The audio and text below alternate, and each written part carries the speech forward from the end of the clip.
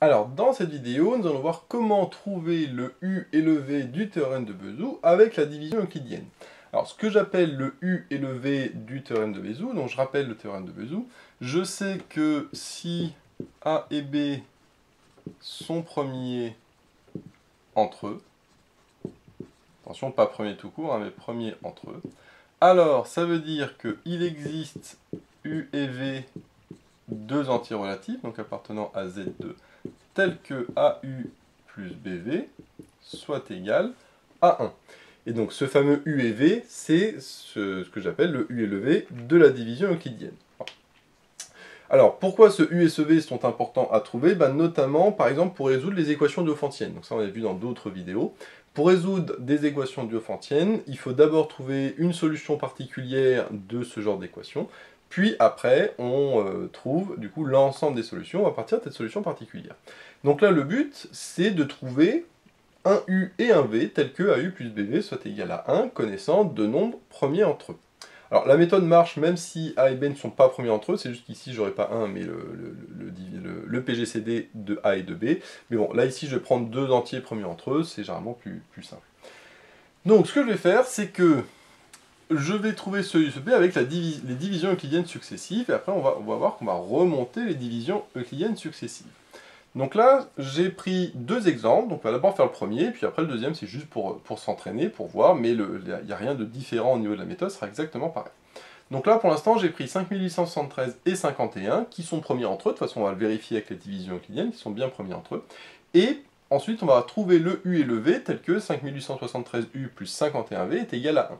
Là, comme ça, de base, trouver le U et le V, comme ça, de tête, c'est pas du tout évident, et on va voir en effet que le U et le V sont c'est des grands nombres.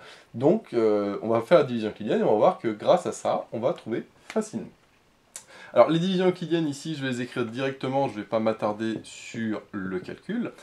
Donc, je commence par faire 5873, et je sais que c'est 51 fois 115 plus 8. Donc là, j'ai fait déjà avant, hein, je n'ai pas fait de tête, hein, d'accord? On peut le faire avec la calculette, mais c'est ça. Et ensuite, on va faire l'algorithme d'Euclide. Alors, qu'est-ce que c'est l'algorithme d'Euclide? C'est quand je reprends le diviseur qui est ici 51, et que je fais les divisions par le reste de la division euclidienne précédente, qui est le 8. C'est-à-dire, je vais dire que c'est 8 fois quelque chose, plus un autre reste, et après, je vais recommencer jusqu'à ce que j'ai un reste qui vaille 0. Ça, c'est le principe de l'algorithme d'Euclide, qui nous permet de trouver le PGCD, mais qui en plus nous permet, on va voir, de trouver le U et le V. Alors, 51, je sais que c'est 8 fois 5, 5 fois 8, 40, non, 5 fois, pardon, 6 fois 8, 48, et donc du coup, il me reste 3. Ensuite, je recommence, le diviseur c'était 8, donc cette fois-ci, je divise 8 par le reste qui est 3. Donc c'est 3 fois 2 plus le reste qui vaut 2. Là, on commence à voir comment ça fonctionne, hein. À chaque fois, le 51 passe ici, le 8 passe ici, et le 8, il venait de là. Donc j'ai 8, 8, 8, 3, 3, et bien du coup, le 3 passe ici. Et en effet, hein, 51, 51, 8, 8, 3, 3. Donc là, le 3, je le divise par combien? Je le divise par 2, puisque c'était le reste de la division précédente. 2 fois quoi? C'est 2 fois 1 plus 1. Ensuite, le 2, je le passe ici, ça fait 2. Alors, 2 égale combien de fois 1? Puisque le reste, c'était 1. C'est 1 fois 2 plus 0. Et là, je m'arrête là, puisque j'ai trouvé 0 comme reste. Et je m'arrête justement, l'algorithme d'Euclide, quand le dernier reste est 0. Et maintenant, qu'est-ce que ça veut dire? Déjà, je sais que le PGCD, c'est le dernier reste non nul. Ça, c'est le principe de l'algorithme d'Euclide. Le PGCD, c'est le dernier reste non nul. Or, c'est quoi le dernier reste non nul? C'est 1. Puisque le reste nul, c'est ici, et le dernier reste non nul, c'est 1. Donc déjà, je sais que le PGCD, c'est 1, donc ça veut dire que les deux entiers, 5873 et 51, sont bien premiers entre eux. Bon, ici, c'était pas la question, d'accord, mais ça prouve bien qu'ils sont premiers entre eux. Moi, maintenant, je vais utiliser ces différentes égalités en remontant, en partant de celle-là.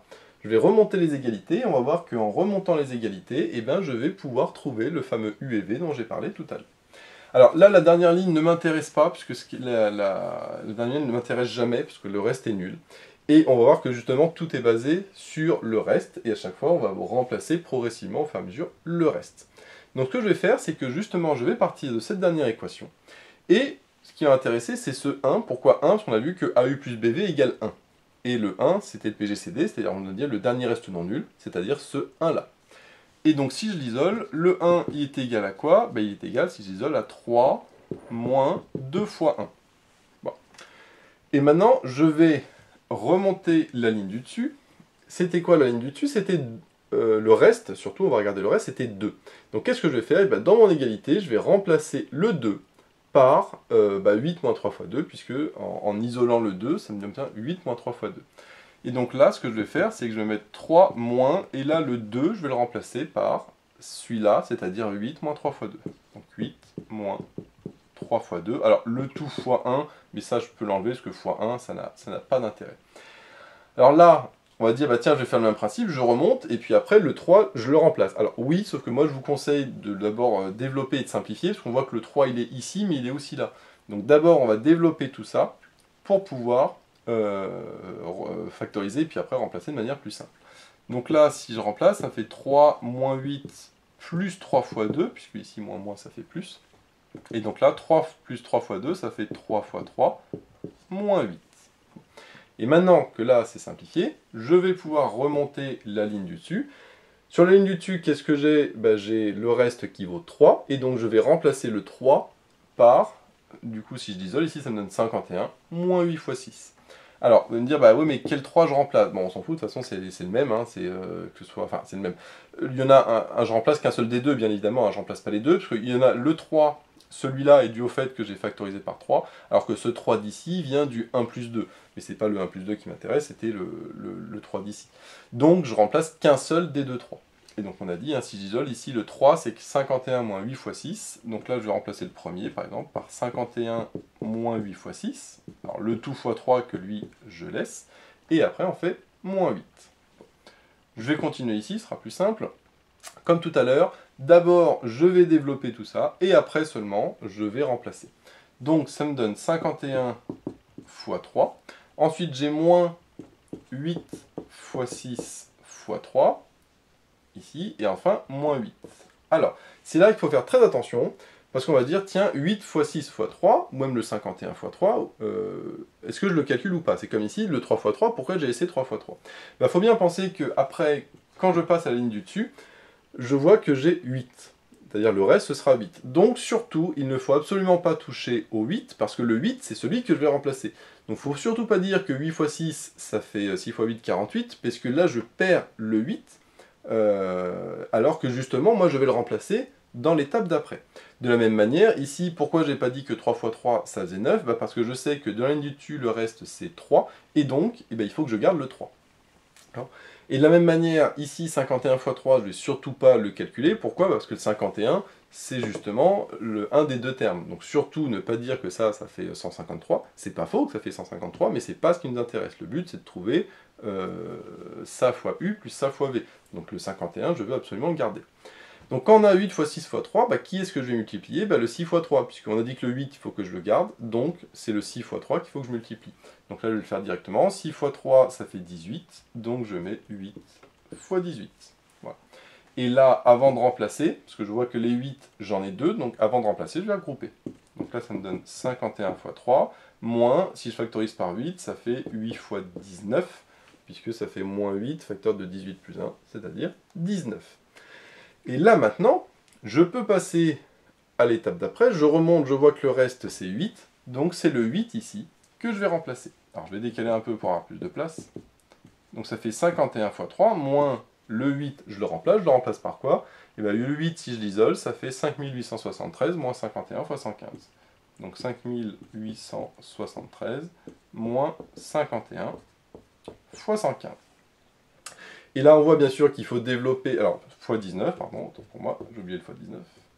Et donc là, on voit qu'il faut que je développe tout ça. Donc je vais le développer. Donc ça me donne 51 fois 3, moins 5873 fois 19. Donc 5873 fois 19. Et ensuite, moins moins, donc ça fera plus. Plus 51 fois 115 fois 19. Bon. Maintenant, alors je vais continuer ici. Hop, parce que là, j'ai plus beaucoup de place. Donc je n'oublie pas que c'est toujours 1 égal. Donc là, je laisse mon 1 égal. Alors là, qu'est-ce que je vais faire? Bah, le moins 5873 fois 19, lui, je vais le laisser tout seul parce que je voulais le 5873, donc lui je le garde. Donc moins 5873 fois 19. Et ensuite, qu'est-ce que j'ai? 51 fois 3, surtout, il faut que je garde ce que je veux, 51. Et ici, j'ai que 51 fois 115 fois 19. Et comme je veux garder 51, et ben ça tombe bien, parce qu'en plus, je peux factoriser par 51. Donc, je factorise par 51. Ici, ça me donne 3. Et ici, ça me donne 115 fois 19. Donc là, même principe, hein, comme je sais que je veux garder 51, il ne faut surtout pas calculer 51 fois 115 ou 51 fois 19, puisque je vais perdre le 51. Et donc, maintenant, bah, j'ai plus qu'à calculer ma parenthèse. Alors là, du coup, soit on le fait de tête, soit on fait la calculette, n'importe. Et on trouverait, ça fait 2188. Bon. Et donc, et ben voilà, j'ai trouvé mon U et mon V, puisque j'ai moins 5873 fois 19 plus 51 fois 2188, qui est égal à 1. Donc, si je l'écris un petit peu différemment, ça fait 5873 fois moins 19, plus 51 fois 2188, qui est égal à 1. Donc mon U, c'est moins 19, et mon V, c'est 2188. Donc comme on le voit, à deviner de tête que c'est moins 19 et 2188, c'est un petit peu compliqué, alors qu'avec les divisions euclidiennes successives, et en remontant l'algorithme d'Euclide, eh bien on voit que l'on arrive à trouver le U et le V. Bon. Donc ça, c'est du coup sur le premier exemple. Donc là, pour s'entraîner, je vais vous montrer le deuxième exemple. Alors moi, je vous invite à le faire d'abord de votre côté, et puis après, vous pouvez vérifier la correction que je vais faire pour voir si vous avez trouvé la même chose, et puis surtout comparer à quel moment vous vous trompez, éventuellement, si jamais vous vous êtes trompé. Parce que comme ça, comme c'est une erreur que vous auriez fait en contrôle, bah là au moins, vous la referez plus, normalement, le jour du contrôle. Donc d'abord, première étape, écrire les divisions euclidiennes successives, c'est-à-dire faire l'algorithme d'Euclide. Donc d'abord, je divise 9397 par 49, et on trouverait que c'est 191 avec un 38 en reste. Comme tout à l'heure, je prends le diviseur, ça devient le dividende. Je divise maintenant par le reste, donc par 38. Donc là, de manière évidente, c'est 38 fois 1 et il reste 11, parce que 38 plus 11, ça donne 49. Maintenant, le 38, il passe ici. Donc là, c'est 11 fois 3, ça fait 33. Il reste 5. Maintenant, c'est le 11 qui va être divisé par 5. Donc c'est 5 fois 2 plus 1. Maintenant, c'est le 5 que je vais diviser par 1. Donc ça fait 1 fois 5 plus 0. Et donc, encore une fois, je vois que le dernier reste non nul, c'est 1. Donc ils sont premiers entre eux. Et comme ils sont, voilà, ils sont premiers entre eux, donc ça confirme. Mais moi, encore une fois, ce qui va m'intéresser, c'est de trouver le U et le V. Donc comme tout à l'heure, la dernière ligne ne m'intéresse pas, parce que comme on a vu, à chaque fois c'est les restes qui m'intéressent, mais si je pars du reste qui vaut 0, bah, je ne vais pas avoir grand chose d'intéressant. Donc je vais partir du reste qui vaut 1, et je vais l'isoler.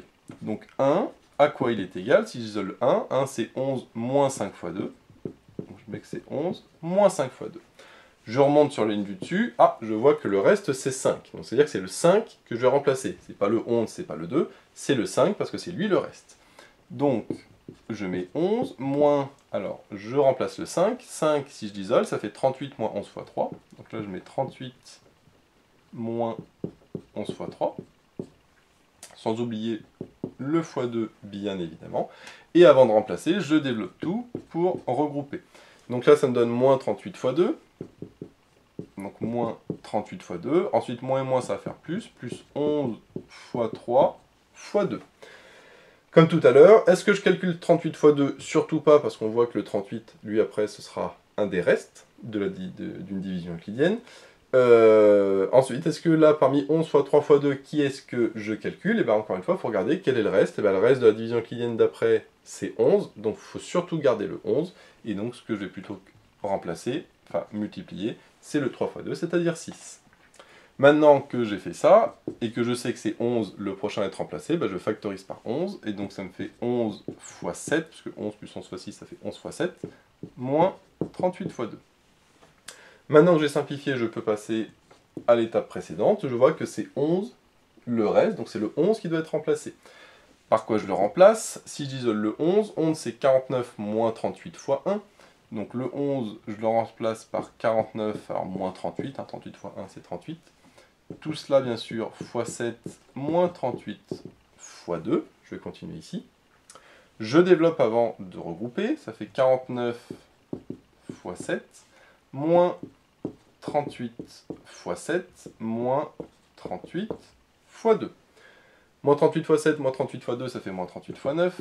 Donc ça fait 49 fois 7, moins 38 fois 9. Donc on voit à chaque fois, on remplace, on développe, on regroupe, on remplace, on développe, on regroupe, on remplace, on développe, on regroupe, etc. etc. Maintenant que j'ai simplifié, je passe à l'étape du dessus, je vois que le reste c'est 38. Donc je sais que c'est le 38 que je vais devoir remplacer. Donc toujours le 49 fois 7.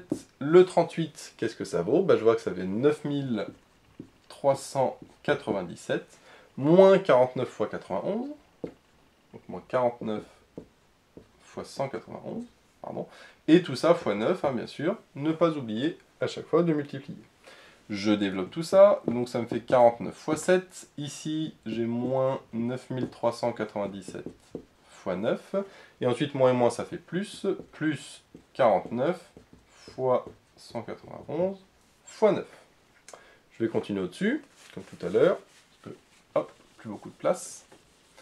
Maintenant, on va pouvoir regrouper, isoler. Le 9397 qui est ici, c'est parfait, c'est ce que je veux. Donc je vais mettre 9397 fois moins 9, d'accord? Parce que comme ça, j'ai directement le U qui apparaît. Et enfin, qu'est-ce que j'ai après? J'ai le 49, facteur 2, ici le 7, et ici j'ai 9 fois 191, hop, donc ici, pardon, 191 fois 9, donc plus 191 fois 9. Il ne reste plus qu'à calculer ça qui sera égal à mon V, du coup. Donc là, j'ai ça, plus 49. Et cette fois, 191 fois 9, on pourrait voir que ça fait 1726. Voilà. Donc fois 1726, même pas obligé de mettre des parenthèses. Hop, on peut le mettre comme ça. Et tout ça, c'est égal à 1. Donc là, j'ai bien 9397 fois un entier, plus 49 fois un autre entier qui est égal à 1. Donc ça va être mon U. Et ça va être mon V. Et là, encore une fois, voir que c'était 1726 et moins 9, comme ça de tête c'est très compliqué, et même en le faisant à la main de manière différente, c'est quand même très compliqué de trouver ce U et ce V. Là, l'intérêt, comme on le voit, c'est que c'est très simple en remontant les divisions euclidiennes successives, sachant que quand on fait l'algorithme d'Euclide, très souvent, on a comme ça 4 voire 5 maximum divisions successives. Alors, si on rajoute en plus la dernière, ça fait 5, mais on voit que rapidement, même si on part de gros chiffres, on tombe rapidement à des petits chiffres et ça peut se faire de tête.